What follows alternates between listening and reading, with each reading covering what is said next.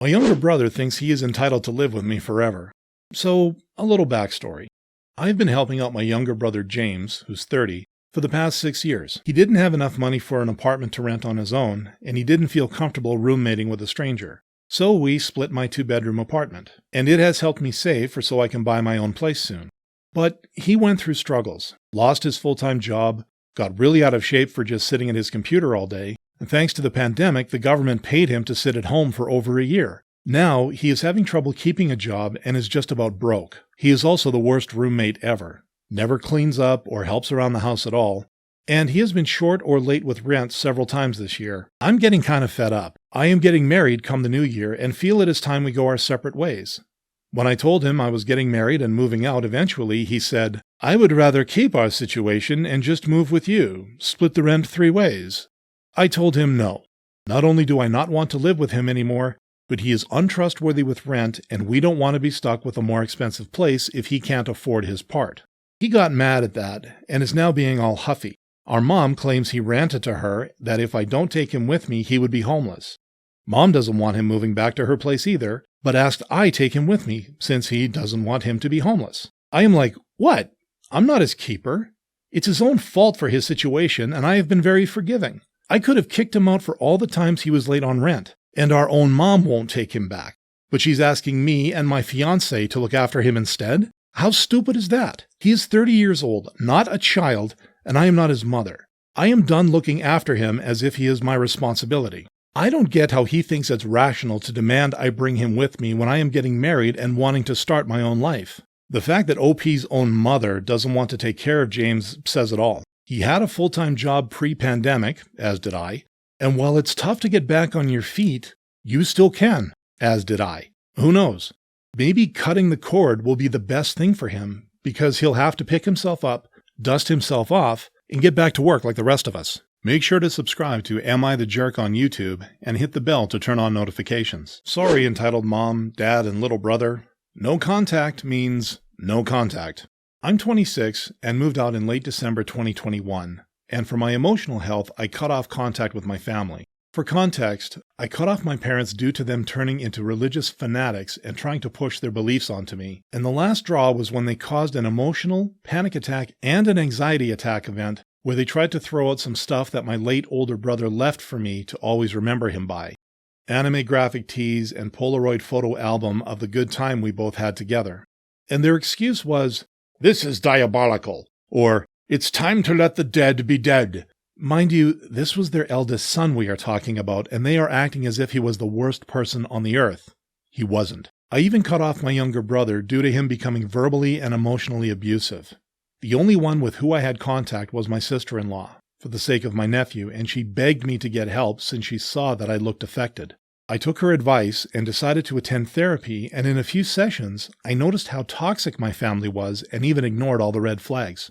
Everything was going great until I got a WhatsApp notification from a group that was created. It was my parents and younger brother telling me that 5 months were enough from no contact and that I had a lot to do to reconcile with the family and try to keep the peace.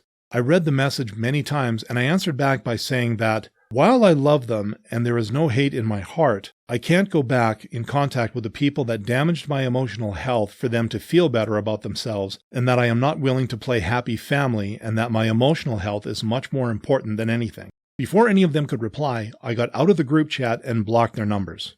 My friends, family, my mom's coworkers, and my boyfriend have said that I am brave for doing this and that I should always put myself first and not let anyone walk all over me. I guess it's good to finally be free. In my own life, I've seen far too many people suffer at the hands of the extremely religious. It sounds like the family turned to religion to cope with the loss of their son and tried to demonize certain aspects of his former life. That's not coping. That's just deflecting. OP, if you ever hear this, I do hope things are working out better for you these days and that you have people now who support and love you. My brother-in-law disrespects my wife and my son, gets scared, and cries to his parents when I correct him. So, my brother-in-law to this day still lives with my in-laws. He's in his early 30s. From what my wife's told me, and I've seen enough evidence to affirm her statements, they've spoiled him rotten his entire life. He's adopted, of the fair complexion as opposed to my wife and in-laws' melanin-rich tones, so she suspects some odd fantasizing on their part that I won't really get into, but could definitely see them participating in.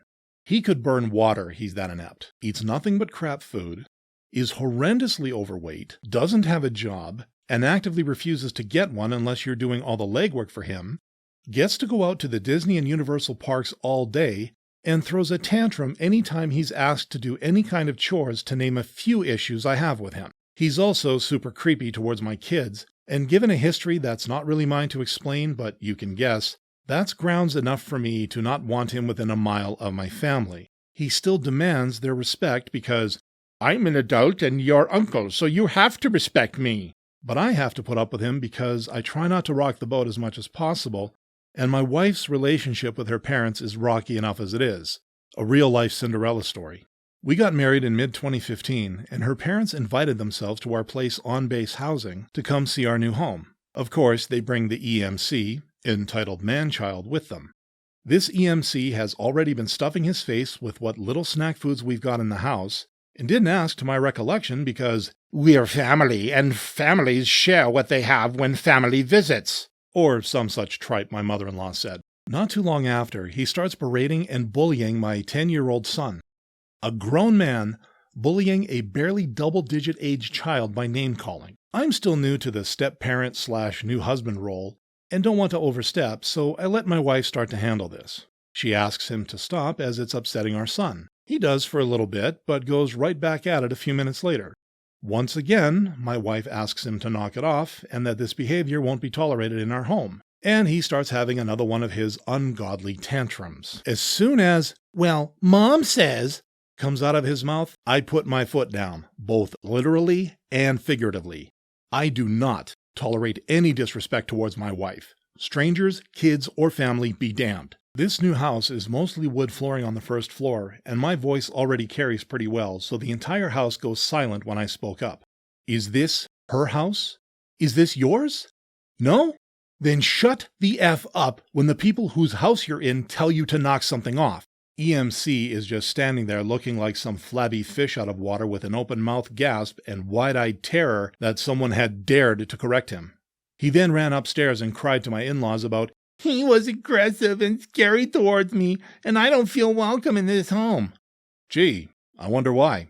My father-in-law pulled my wife aside and demanded something be done about my behavior, because that's no way for family to behave towards one another. She told me all this, and to this day I still don't apologize for anything they deem as rude or unseemly, because that one instance of their 6-foot sack of turds behavior tells me they have no room to criticize anyone on parenting or general behavior. Another reason he may not like me would probably be because I embarrassed the hell out of him for acting like a Nimrod while we were on vacation.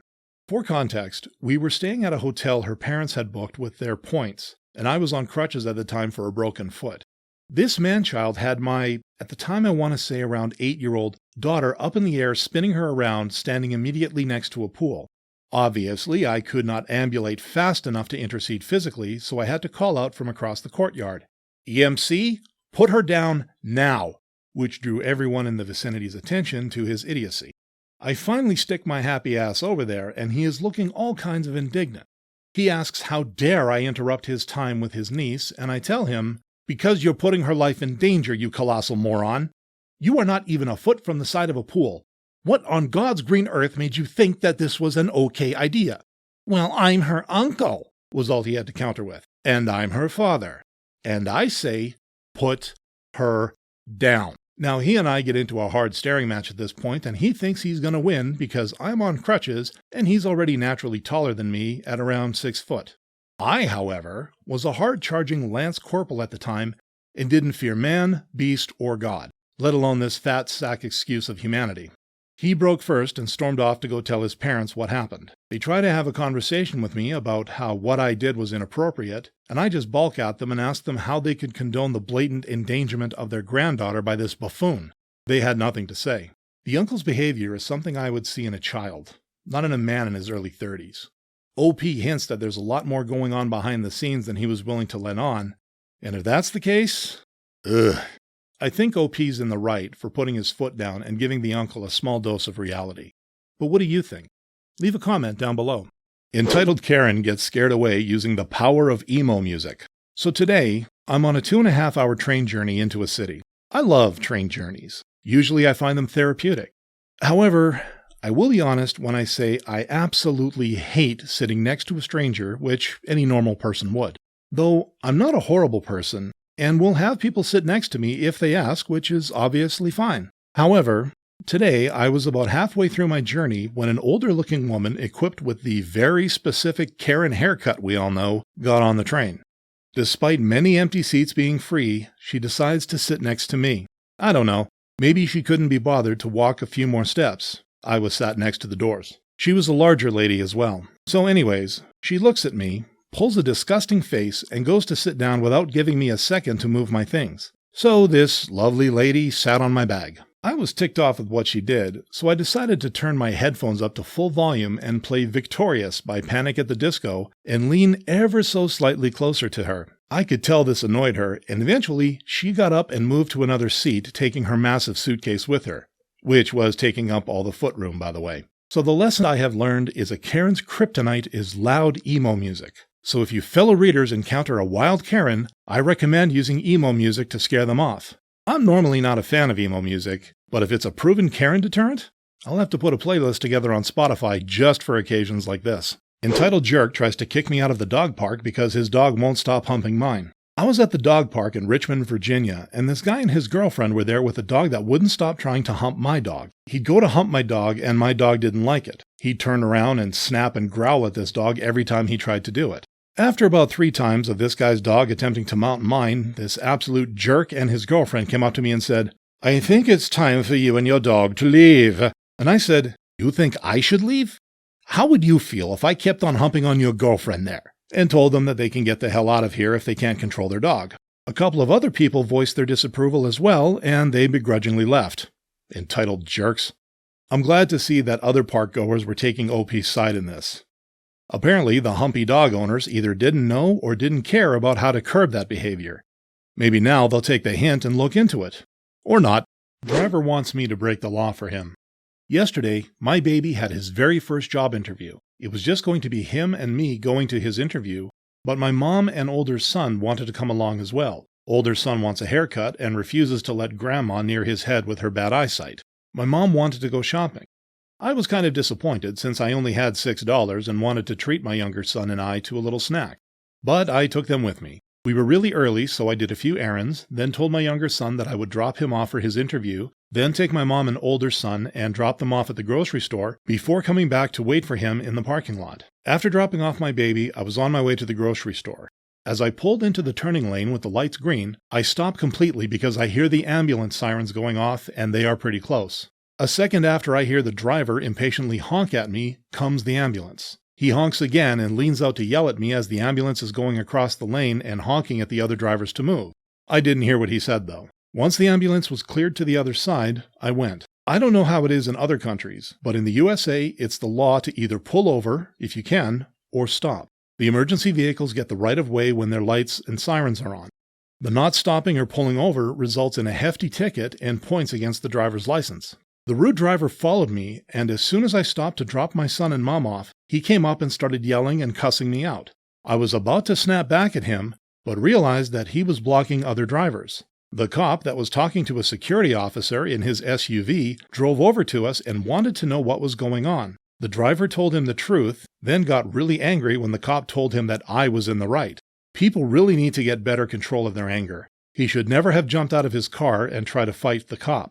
It was very satisfying to see him get body slammed and cuffed. I was waved on.